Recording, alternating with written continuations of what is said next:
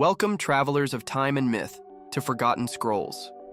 Tonight, I invite you to leave behind the day's burdens and immerse yourself in the life of a man who defied his destiny with both sword and spirit. If your mind is restless, if the modern world overwhelms you, or if you simply seek a refuge for true rest, this story is for you. Closing your eyes, you will journey to ancient Japan, where the wind caressed the fields and discipline forged legends. Today, you will come to know the warrior who was never truly defeated, Miyamoto Musashi. Musashi was not merely a swordsman, he was a soul in constant pursuit of perfection. An orphaned child who lived in the shadow of the mountains, he grew up without fear or strict guidance, forging his own path with an inner fire. At the tender age of 13, he slew his first opponent, initiating a series of combats that would transform him into an enduring legend. He fought over 60 duels without ever knowing defeat. Yet his greatest conquest was not achieved with the sword, but within his own soul. This journey will reveal how a fierce warrior transforms into a true sage. Throughout this narrative, you will discover his most famous battles, his formless philosophy, and his final encounter with death in the quiet solitude of a cave. You will learn how a wild youth evolved into a profound symbol of honor, strategy, and inner balance. He was not only a master of combat, he was also a remarkable artist, calligrapher, sculptor, and philosopher. His story gently reminds us that strength without wisdom remains incomplete, and that the art of living fully is, in itself, a profound discipline. This narration is meticulously designed to calm your spirit, to help you drift into sleep with the quiet echo of a life lived with absolute purpose. With every word, we gently seek to guide you towards deep rest, inspiring you with each silent teaching of Musashi. His story is not merely a tale from the distant past, it is a profound guide for those who seek clarity amidst chaos and purpose amidst the world's incessant noise. So, settle in comfortably, close your eyes if you wish, and allow your imagination to awaken while your body softly relaxes. Accompany us on this journey through sheathed swords, silent temples, and duels at dawn. This is a profound odyssey of courage, deep introspection, and lasting legacy. We promise you an experience as tranquil as it is profound, where each chapter will be a gentle caress to the soul and a quiet tribute to inner greatness. And if this type of content helps you find peace and knowledge, consider following our channel and becoming a member. Members receive early access to new stories and exclusive content to continue dreaming every night. May the spirit of Musashi accompany you as you close your eyes and let yourself be carried away.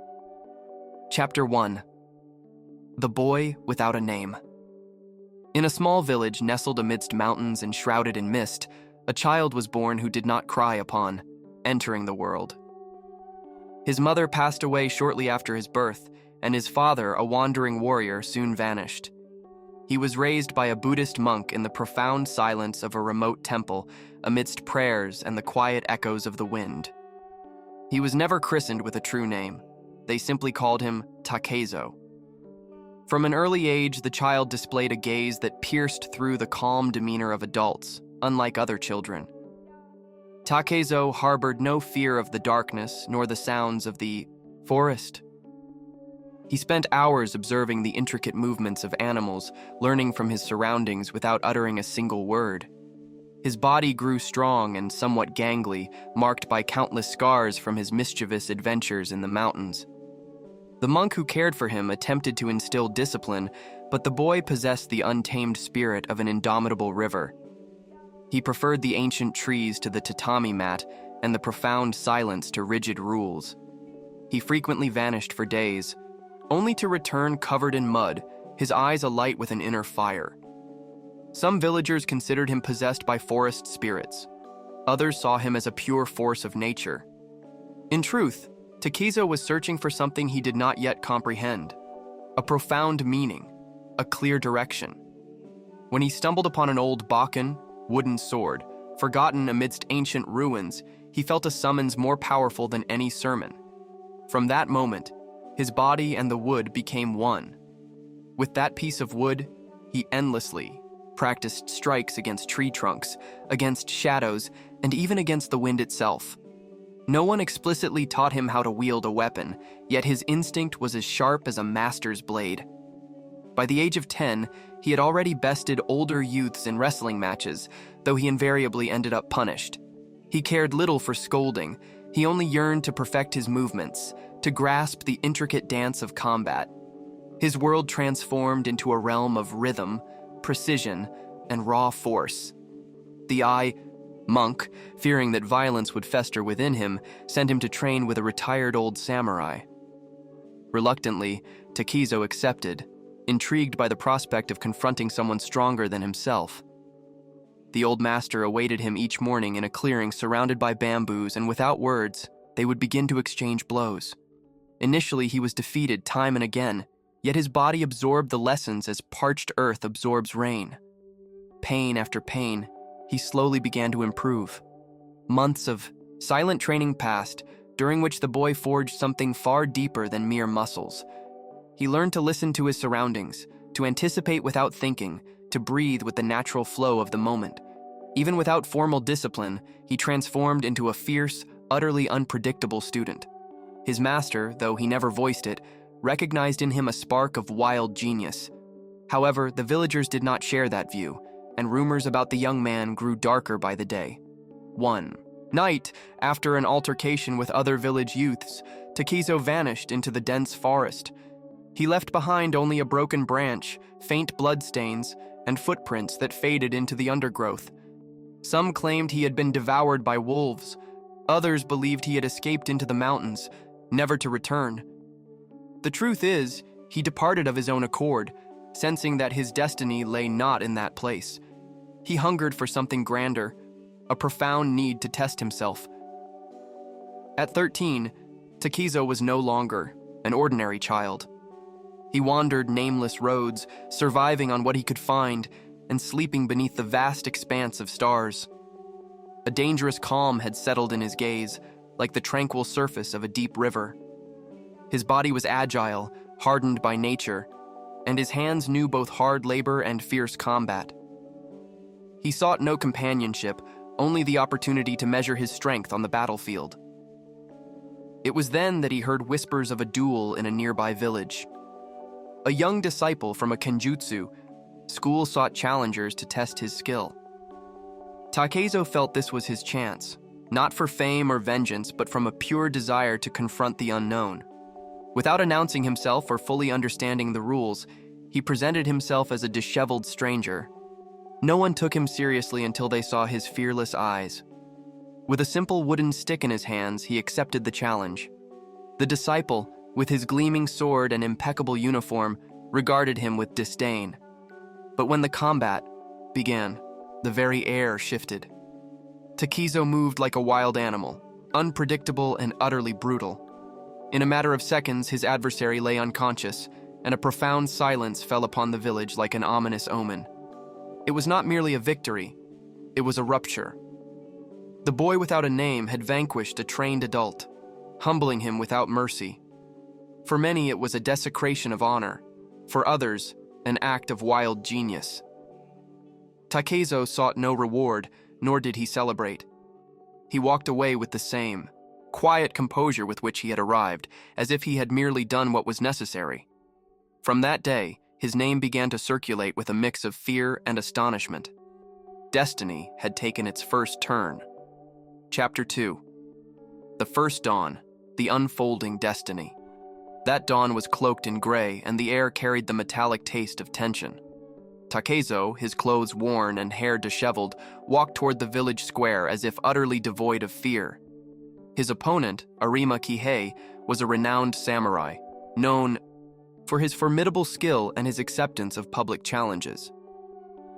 People gathered with a curious eagerness, though many chuckled upon seeing the young, unassuming challenger. No one imagined they were about to witness the birth of a living legend. Kihei held his katana with the assured confidence of one who knows he is superior. He observed Takezo with disdain, convinced he would fell him in mere seconds. The boy, for his part, carried only a wooden stick he had picked up from the roadside. Yet, In his eyes, there was no fear, only a silent, burning fire. The duel was announced, and a collective gasp swept through the spectators. The world, for an instant, held its breath. The combat began with a sharp cry and a sudden burst of raw energy. Takezo advanced without apparent strategy, as if allowing his body to decide its own movements. Kihei attempted a direct cut, but his adversary dodged with an almost animalistic fluidity. In a single, fluid movement, Takezo's stick impacted the samurai's head with a dry, sharp sound. Kihei fell to the ground, stunned, blood trickling down his temple. The crowd fell silent, utterly unable to comprehend what had just unfolded. It was not merely a victory, it was a profound rupture. The boy without a name had vanquished a highly trained adult, humiliating him without mercy. For many, it was a desecration of honor. For others, an act of wild genius. Takezo sought no reward, nor did he celebrate. He simply walked away with the same quiet, composure with which he had arrived, as if he had merely done what was necessary. From that day, his name began to circulate with a blend of fear and profound astonishment. Destiny had taken its first decisive turn. After the duel, rumors spread along the roads like leaves scattering in the wind. Some branded him a demon. Others saw him as a reborn warrior spirit. Takezo continued his journey, facing the dangers of the path with the grim determination of a seasoned man. In the villages he passed through, he inquired about martial arts schools, yearning to confront the best masters. He sought neither glory nor wealth, only to grow with every clash of steel. On one of his wanderings, he arrived at the outskirts of Kyoto, where martial arts schools flourished like cherry blossoms in spring. He challenged disciples in their courtyards, sometimes winning with ease, other times with arduous effort. Every defeat was a painful lesson, every victory a quiet confirmation of his path. He slept under bridges or among trees. He ate what he could hunt or beg.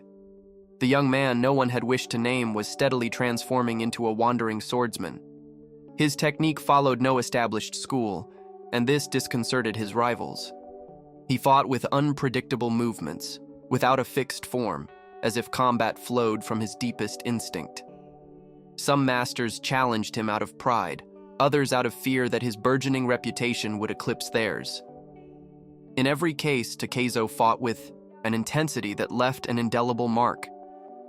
He began to call himself Musashi, in honor of the land of his ancestors. The child had died, the warrior had been born. One day, he faced 3 disciples simultaneously in a cobblestone courtyard. Spectators thought it sheer madness, but Musashi did not hesitate.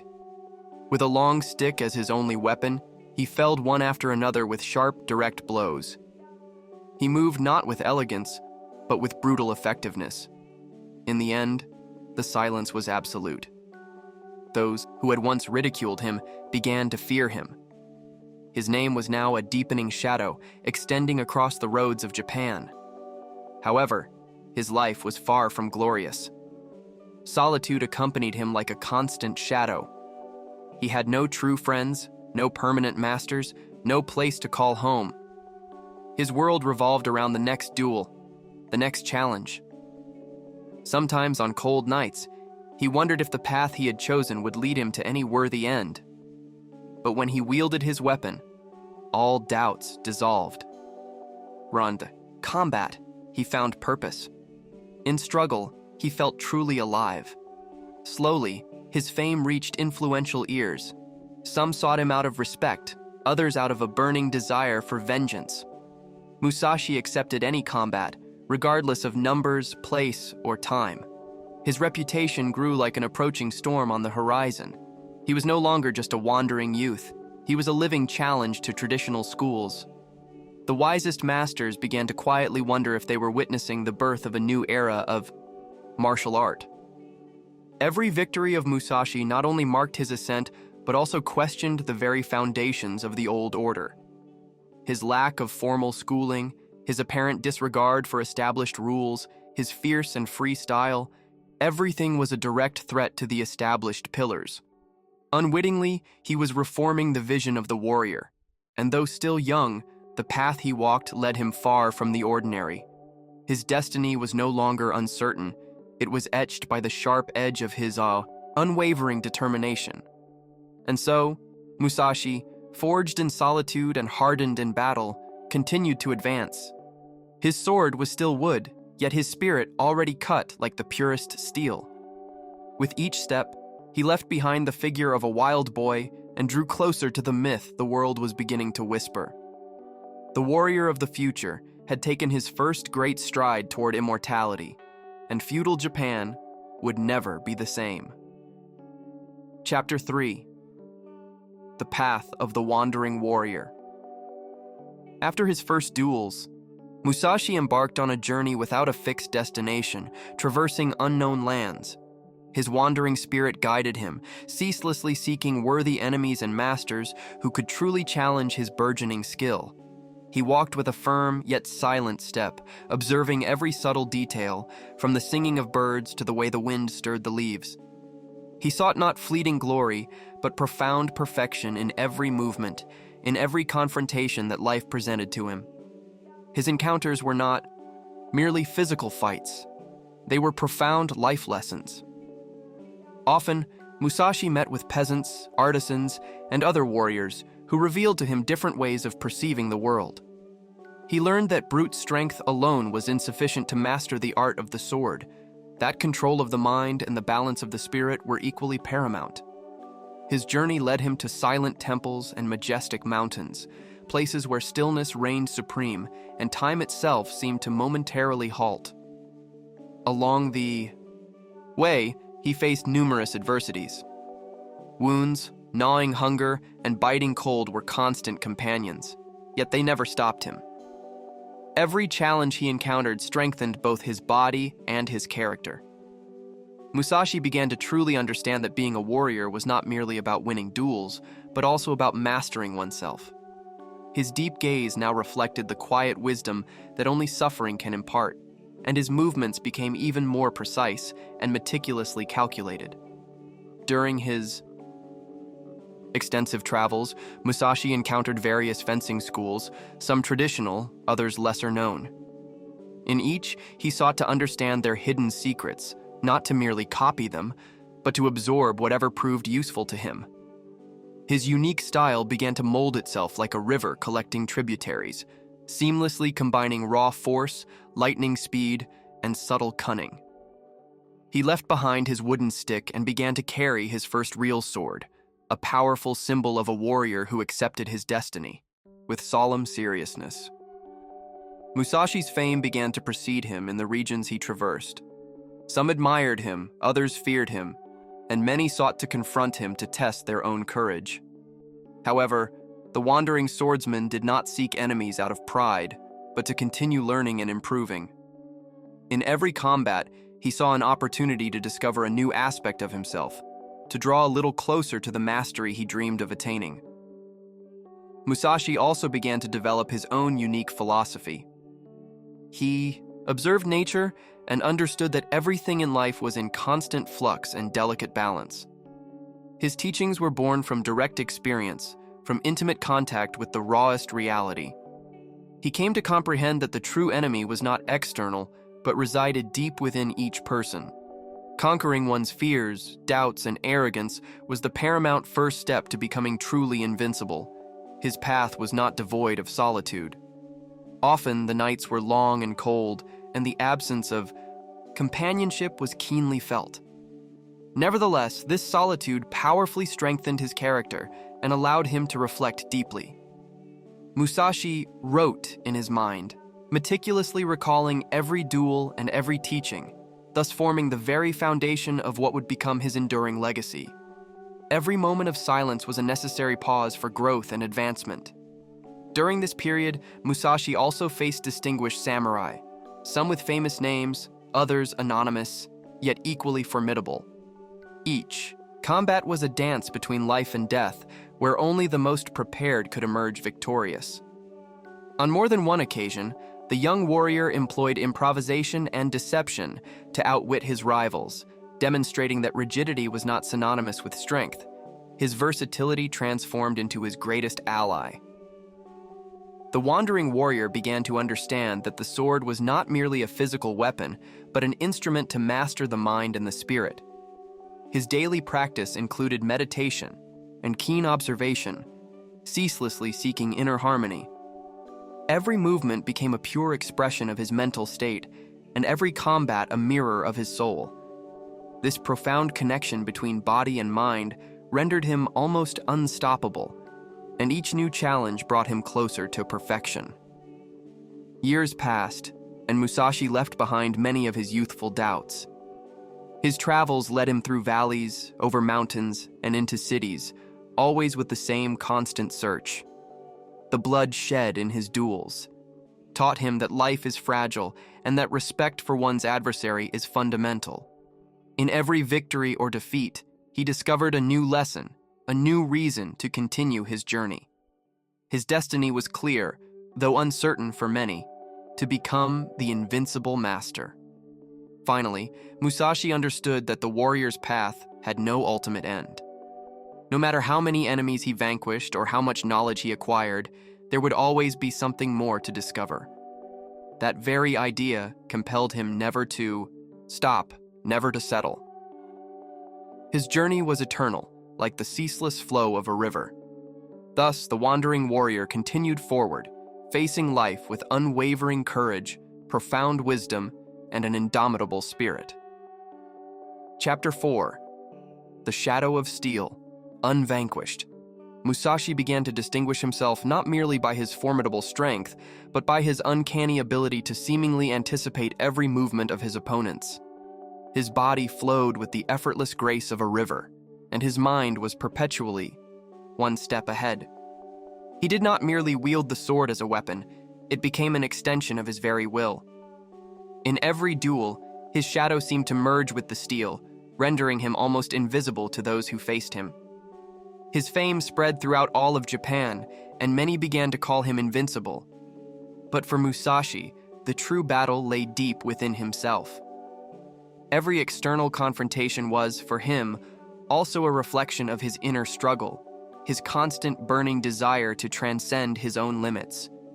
It was not arrogance, but a profound commitment to excellence and the eternal pursuit of perfection. During this period, Musashi meticulously honed his unique style. He developed techniques that shattered established traditions, seamlessly blending raw power, lightning speed, and cunning surprise. Often, his movements were so unexpected that they left his rivals utterly paralyzed. His sword moved with the precision of a seasoned master, yet also with the spontaneous freedom of an artist painting in the air. He was a warrior who carved his own distinct path, far removed from rigid rules. Amidst his ascent, he confronted many distinguished warriors, some with famous names, others anonymous, yet equally fearsome. Regardless of who stood before him, Musashi maintained absolute calm. Serenity was his strongest defense, and the unwavering control of his emotions his greatest weapon. His victories were not merely physical, they were profoundly spiritual, demonstrating that true strength emanates from inner balance. His life began to assume an almost monastic rhythm. Despite being a wandering warrior, he sought moments of profound peace to meditate and study the art of combat from a deeper, more contemplative perspective. He delved into ancient texts, observed the subtle nuances of nature, and practiced breathing techniques to maintain a clear and focused mind. He understood that the sword was not merely an instrument of war, but also a profound path to enlightenment. On one particular occasion, during an exceptionally intense duel, Musashi lost the sword that had accompanied him through so many combats. Instead of despairing, he improvised, wielding two swords, and remarkably achieved victory. This episode marked a profound turning point in his career. From that moment on, he adopted the technique of using two katanas simultaneously.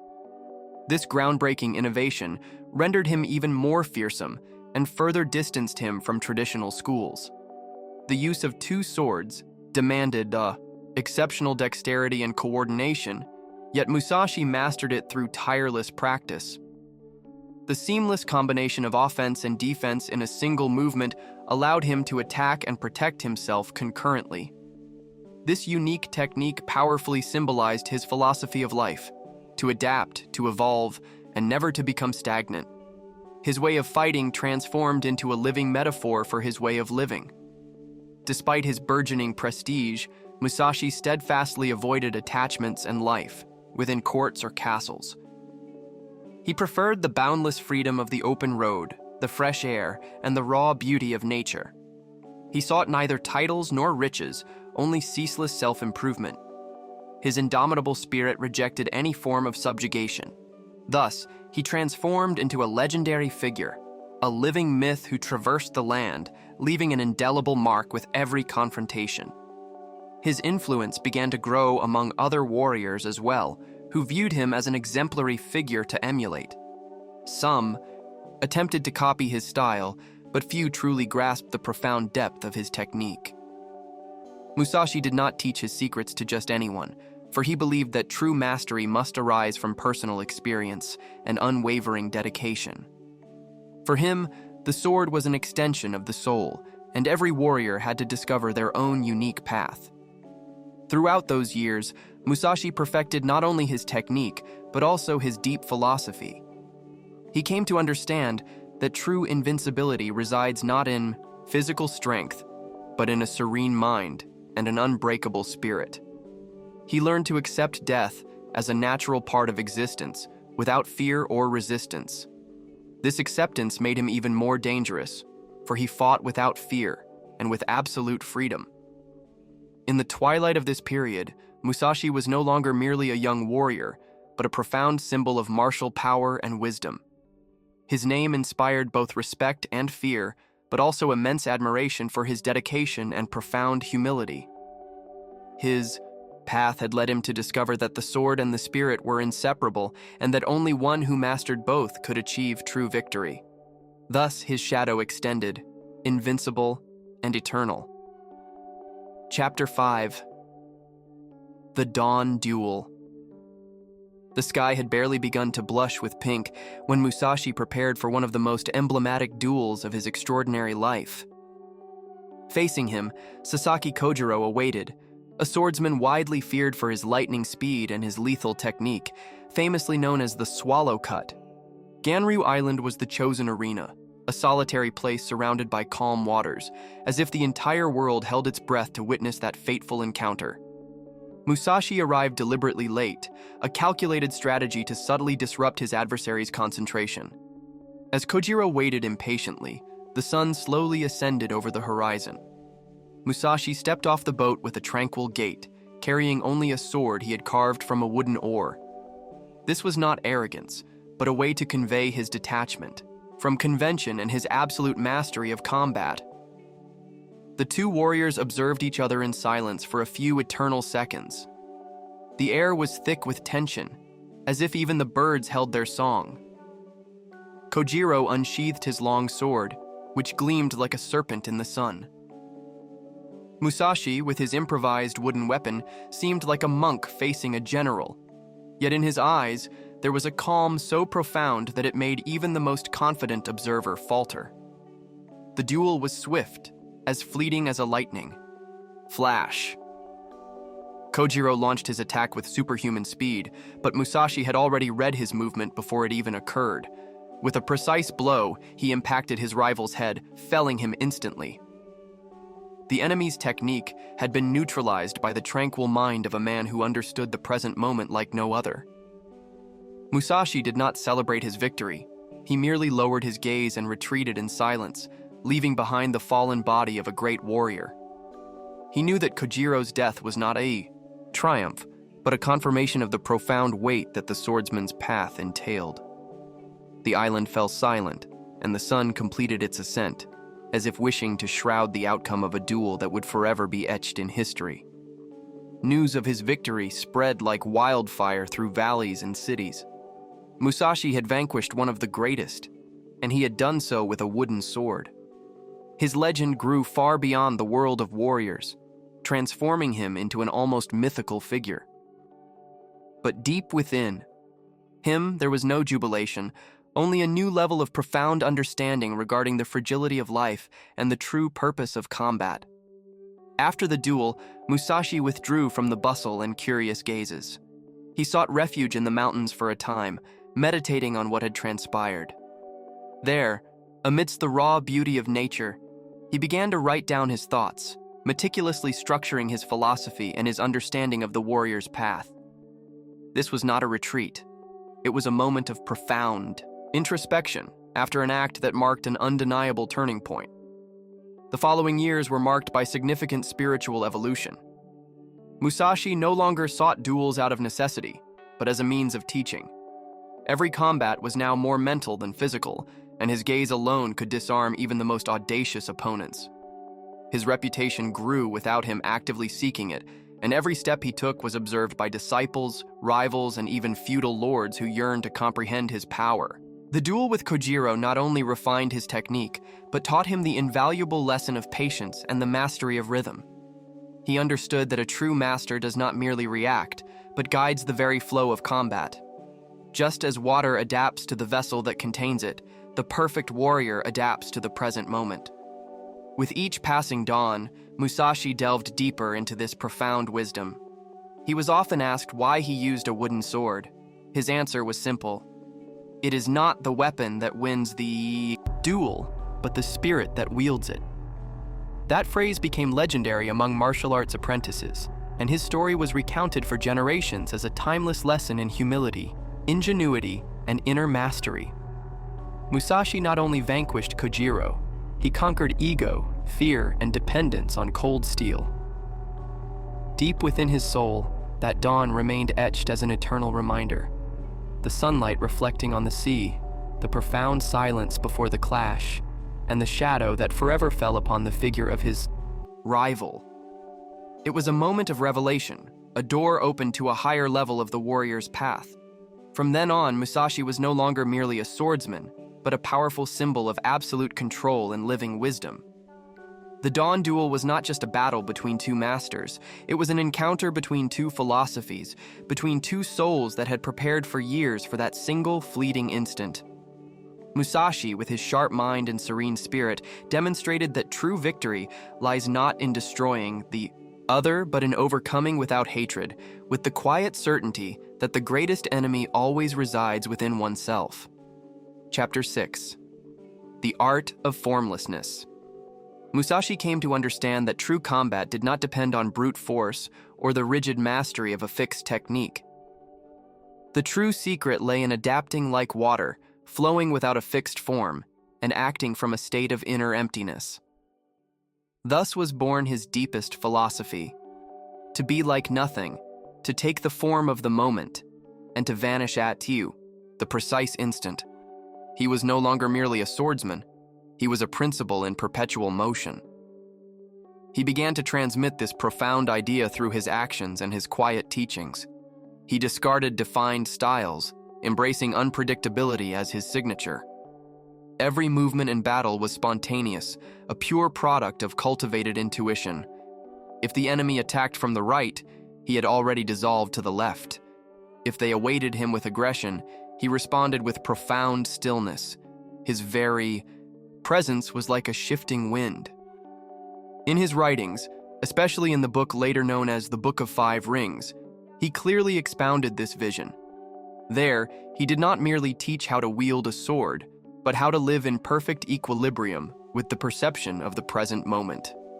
Every enemy was unique, every situation unrepeatable. Therefore, rigidity was a trap. Only emptiness allowed for true victory. Musashi practiced this formlessness even in daily life. He walked without a fixed destination, ate when he was hungry, and slept wherever dusk found him. He required no luxuries, no titles, no rigid structures. His sword was a part of his body, but also of his mind. He could be unarmed and still dominate his environment. His discipline had no set schedule because it was constant. Some accused him of becoming eccentric, of straying too far from samurai tradition. But Musashi sought no approval, only true understanding. For him, formlessness was not chaos, but absolute clarity. He observed leaves falling, water flowing, and animals moving. And in each of these simple gestures, he found teachings more profound than in any dojo. Even his combats began to grow shorter. He no longer needed to exchange multiple blows or prove his strength. A single movement sufficed, sometimes even a mere gaze. His intention was so pure and direct that it disarmed the enemy before physical contact.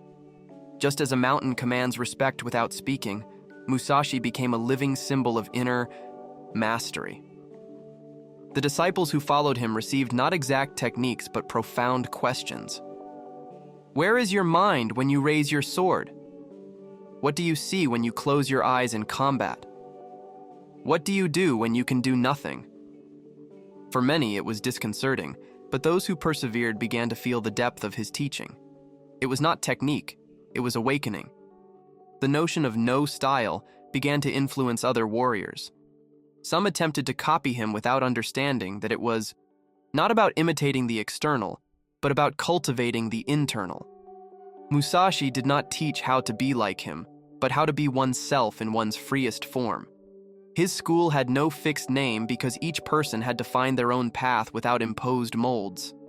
With the passage of time, his name became a living legend, yet he continued to walk as an ordinary man. He sought no disciples, but they found him. He offered no answers, but his silences spoke more than 1,000 words. Deep down, he knew that. The true art of the sword lay not in the sword itself, but in the spirit that held it, without even needing to wield it. Every combat he avoided was also a victory. He understood that fighting is not always the warrior's path. Sometimes wisdom lies in knowing when not to draw the sword. That was not cowardice, but true mastery. Only one who can win without fighting truly understands the profound power of martial art. Musashi became increasingly ethereal, like a whisper among mountains. His body aged, but his mind expanded. He no longer needed to move swiftly because he was everywhere at once. The sounds, the gestures, the emotions of others, everything was visible to him, like words on an open scroll. To be formless was his purest form. Like water, he could strike like a torrent or calm like a breeze. That was his path. The art of formlessness is not an escape from the world, but a total integration with it. Musashi rejected nothing. He incorporated everything. Attack, defense, fear, and peace were all part of the same continuous flow. Thus, he became not only an invincible swordsman, but a truly free man. And in that freedom, he found the most difficult thing to attain: inner harmony. Chapter 7. The Cave of the Soul.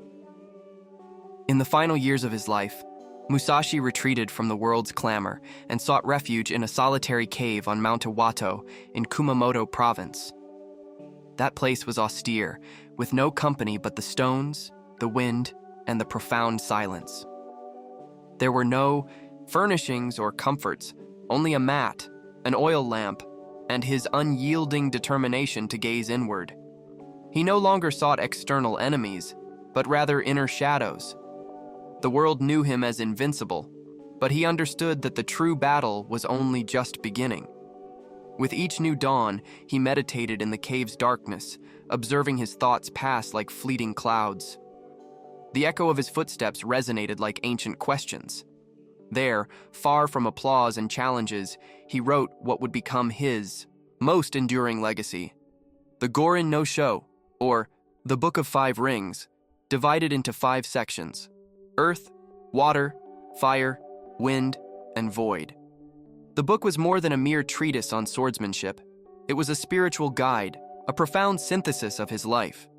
In the Earth Scroll, he spoke of foundation, of the essential balance required to begin any path. In the Water Scroll, he taught adaptability, that fluid grace that had defined him. In the Fire Scroll, he addressed conflict, the burning moment of combat. The Wind Scroll presented observations of other schools, not to criticize them, but to understand their limits. But it was in the Void Scroll where he poured his deepest understanding. The absence of form, the transcendence of ego, absolute freedom. There, he wrote that true knowledge has no beginning or end, and that only one who comprehends the void can win without fighting. It was his testament of wisdom. Every word of that book was penned with the precision of a sword. He sought not to impress, but to guide. He offered no embellishments, only raw truths. Whoever read it had to be willing to look within themselves, for the answers were not on the paper, but in the reader's heart. Musashi did not wish to leave behind disciples, but seekers. His work was a lamp for anyone who dared to traverse their own inner cave. During those solitary days, his body began to weaken. The harshness of the years finally caught up to him, but his spirit remained firm as a mountain. On his face, there was calm, not nostalgia. He did not cling to the past, nor did he fear the future. He simply wrote, meditated, and contemplated. The cold, silent cave transformed into a temple of profound transformation. There, Musashi ceased to be a man and quietly became a symbol. He received visitors rarely. Some disciples approached with respect, offering him food or seeking counsel. He received them with serenity, spoke little, and listened more. His words were simple, yet they left deep impressions. He spoke to them of the unity between mind and body, of acting without thinking, of feeling without being overwhelmed, and above all, of living without fear, neither of death nor of life. In the cave's dim light, he recalled every step of his path, not with pride, but with acceptance. Every duel won, every solitary night, every mistake made was part of the same continuous stroke. He understood that his story was but a single drop in the river of time, and yet that drop possessed its own unique form, its own sound, its own destined course. It was a unique fragment of the great scroll of existence. In those final days, his sword rested by his side, but he no longer wielded it. He needed no more battles. The true victory was to be at peace. He did not lament nor ask for more time. He simply breathed, wrote, and merged with the silence. Death was not an enemy to him, but another visitor, someone to receive with dignity, as one receives the final opponent with a profound bow. Slowly, his hands ceased writing. The book was complete, and so too was his journey. He closed his eyes one morning with the same serene gesture with which he used to meditate. Light timidly entered through the cave's opening, and in that instant, his figure seemed to merge with the stone, as if he had always been there. Musashi's body ceased, but his presence became immortal. The Cave of the Soul, as it was later called, became a place of pilgrimage. Warriors, monks, artists, and seekers of meaning ascended the mountain to sit in the very silence that Musashi had honored.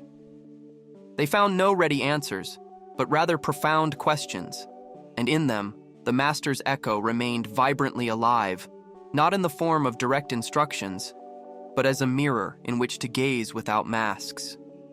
Musashi did not die. He simply ceased needing his body. What he bequeathed to the world was far more than mere technique or fleeting fame.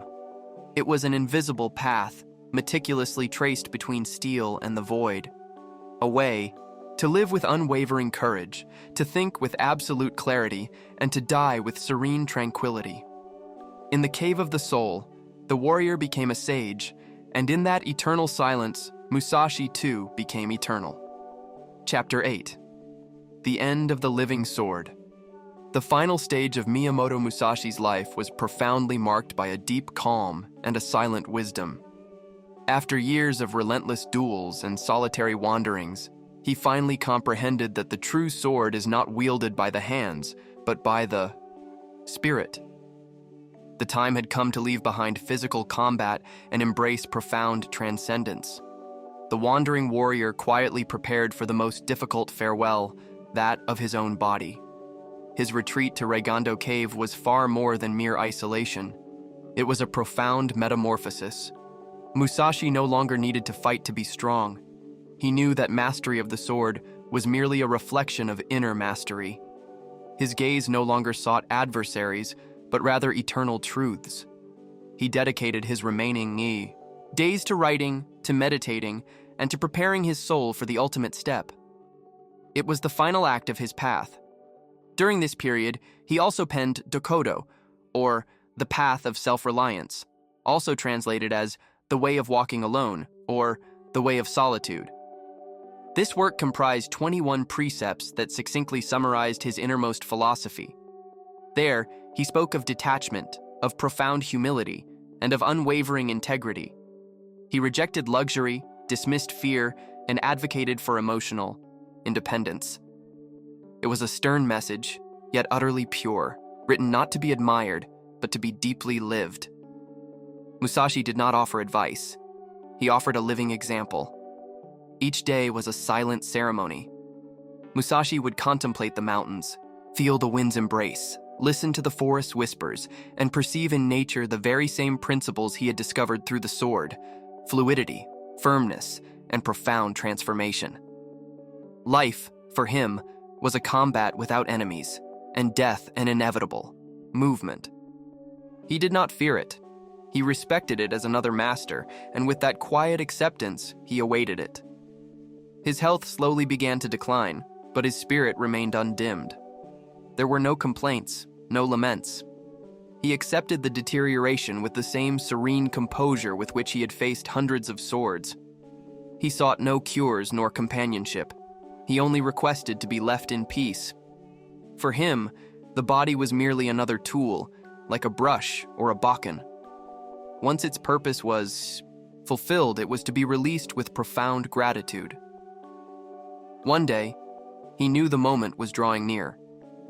He dressed in his kimono, sat in seiza posture, and took his sword, not to fight, but to honor the very symbol that had accompanied him throughout his entire life. He closed his eyes and softly recited his precepts. There were no tears, no pleas, only an immense calm, like a tranquil lake at dawn. His breathing became slow, deep, almost inaudible. In that instant, his figure seemed carved from stone, yet his soul shone like the very sun. Musashi had lived without fear, loved without attachment, and fought without hatred. His life was a straight line drawn in the air. He left no direct heirs, yet he left behind a trail that many would follow. In his last breath there was no sound, only a void filled with profound meaning. The living sword had dimmed, but its edge continued to cut through time. Rumors of his death spread with respect and astonishment. Warriors from all corners made the pilgrimage to the cave to pay him homage. Some carried offerings, others simply brought their silence. All felt that something grand had vanished, yet also that something eternal had been born. It was not a funeral, it was a consecration.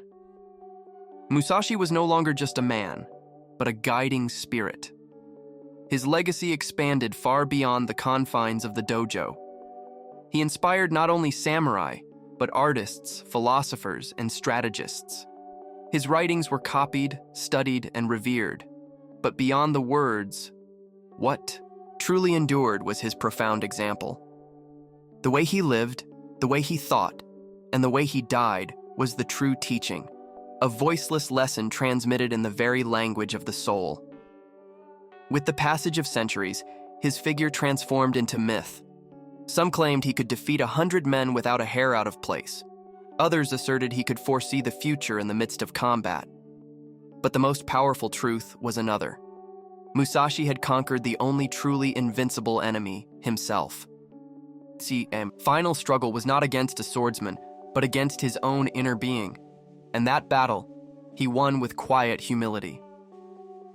Musashi's tomb today is a place of profound respect. There are no luxuries, no ostentatious monuments, only a simple stone and moss that quietly grows. But those who pause before it feel something indescribable. It is neither sadness nor glory. It is a palpable presence.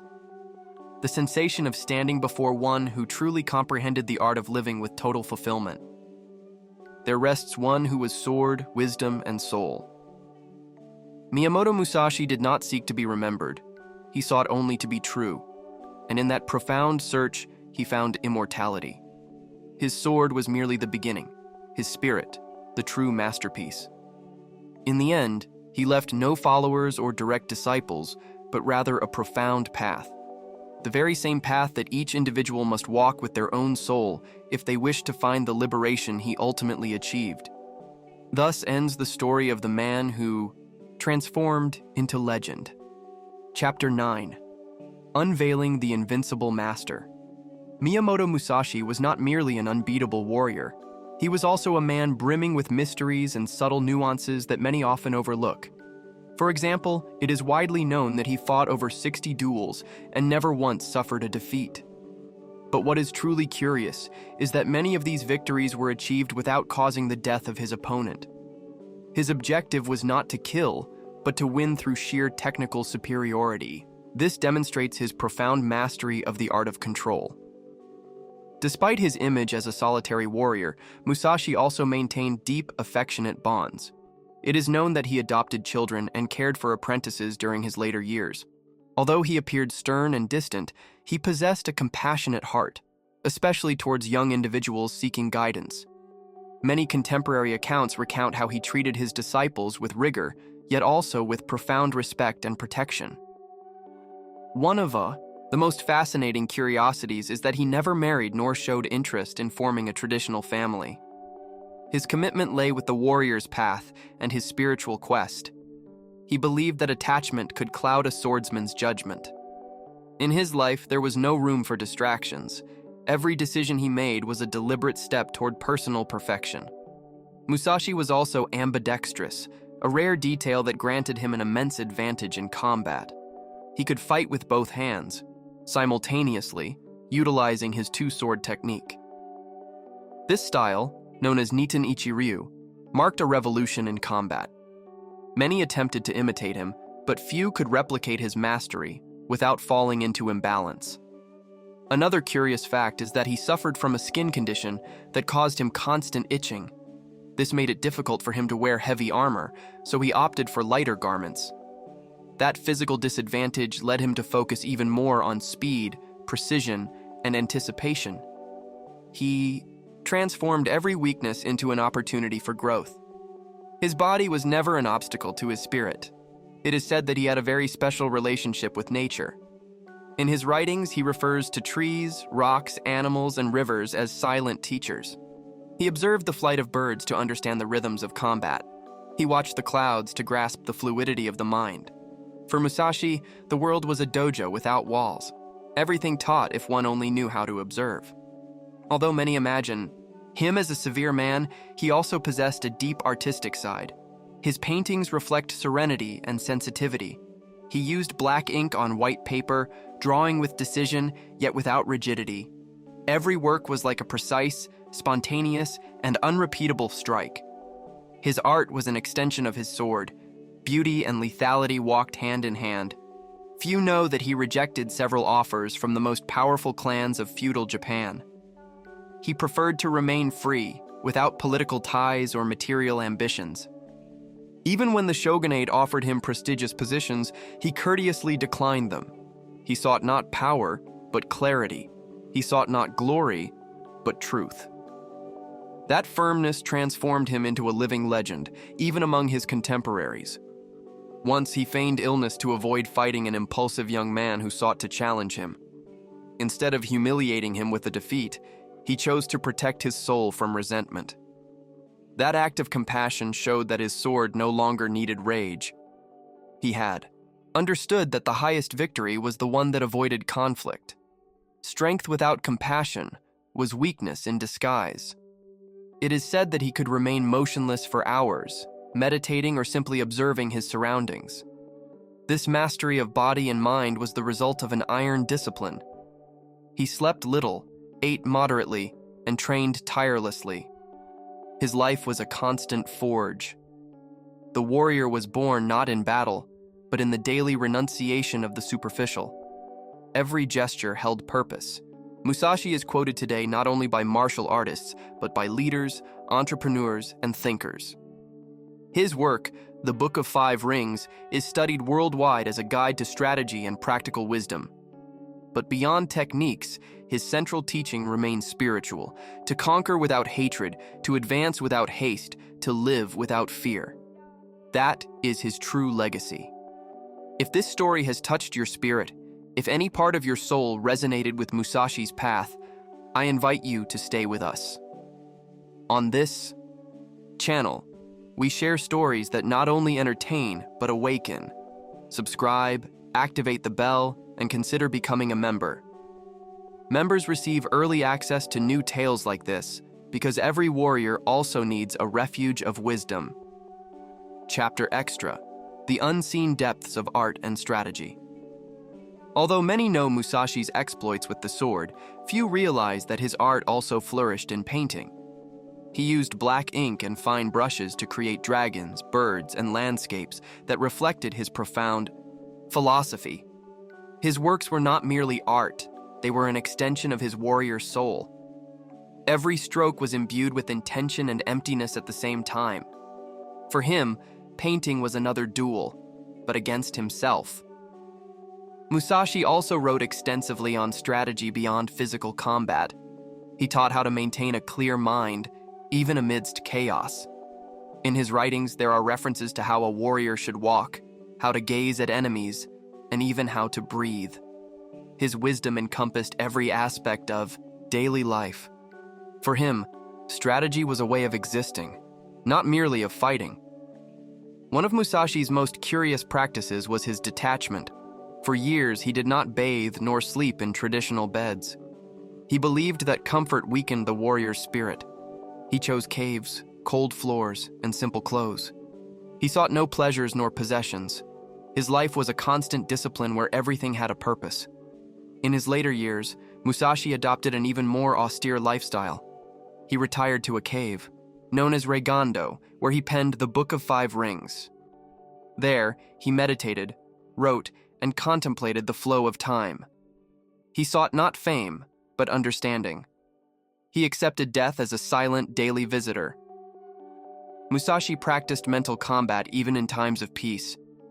He observed people, listened to their words, and analyzed their gestures. He understood that human beings reveal more with their bodies than with their mouths. That is why his combats were anticipations. He would defeat before fighting, reading the minds of his adversaries. A surprising curiosity is that he never married nor had descendants. He stated that his chosen path allowed no distractions. His only companions were his sword and his conscience. He left no biological lineage, but his spiritual legacy extended for generations. His lineage was that of those who seek perfection in silence. Musashi was also a master in the use of ma, the space between movements. In his combats, he used pauses to confuse his opponents. He knew that action without emptiness is noise, and that silence can cut more deeply than a sword. This mastery of rhythm made him seem supernatural. Some records speak of his two-sword fighting technique known as Niten Ichi Ryu. It was revolutionary for its time. Most used only a single katana, but he wielded one in each hand with uncanny precision. This school is still studied today, keeping alive the memory of his unique style. A little-known anecdote recounts how Musashi used an oar as a sword in one of his duels. Without time to sharpen a katana, he improvised and still won. It was not the tool that mattered, but the spirit that guided it. That was always his philosophy. The mind conquers, not the metal. It is also known that in his youth, he feigned madness to avoid unnecessary duels. He walked strangely, spoke to trees, and slept standing up. Thus, he avoided the attention of those who sought only fame. His humility protected his energy, reserving it only for those truly worthy of combat. Musashi believed that the true warrior must master not only his sword, but also his mind, his body, and his environment. That is why he walked long distances, fasted, and observed nature. He said that the wind, the water, and the mountains taught him more than any masters. The earth was his dojo. Even after his death, many claim to see his figure on rural roads or in lost caves, not as a ghost, but as an eternal memory. For the Japanese, Musashi transcended his physical body. He became a powerful symbol of self-discipline, self-improvement, and the silence that shouts louder than any noise. If this journey has touched your spirit, do not forget to follow us and become a member of the channel. Members get early access to new stories filled with wisdom and emotion. May the spirit of Musashi guide you on your own paths.